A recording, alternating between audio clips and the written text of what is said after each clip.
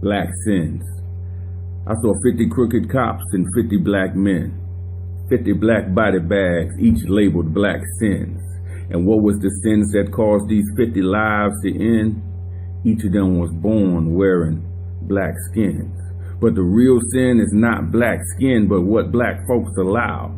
Our awareness and intellect shackled as our wrists are restrained and bound, and it's the hidden war against our culture that's handcuffed more than just black skin. The constraints and values that the media perpetuates to our youth, that's the real sin. We are bound and limited by something other than cold iron chains.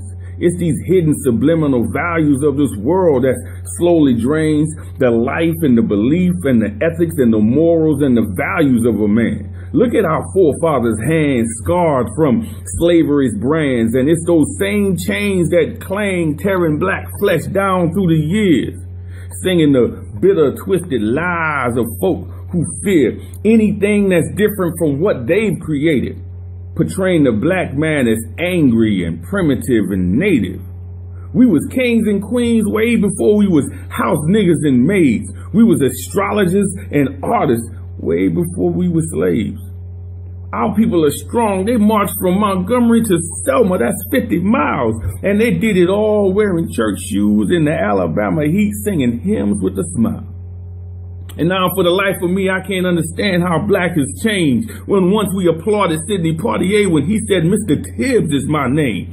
Now we answer to nigga with the A and not ER, because that's my name. And if a white person says the same thing, then, oh, that's not the same, because when a black person calls me nigga, it loses its power and it's no longer derogatory or inhumane.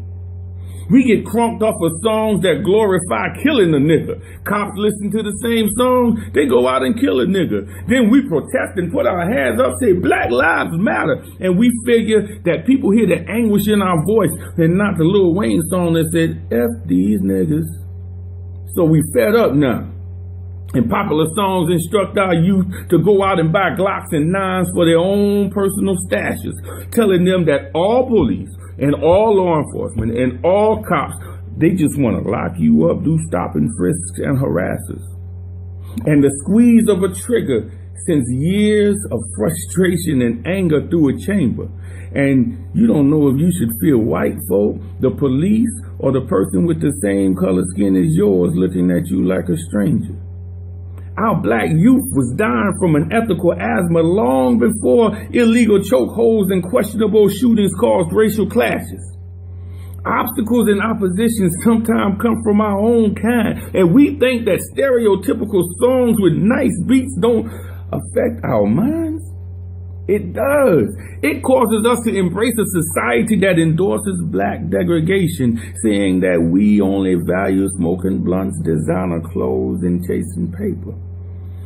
But enough with all of this consciousness.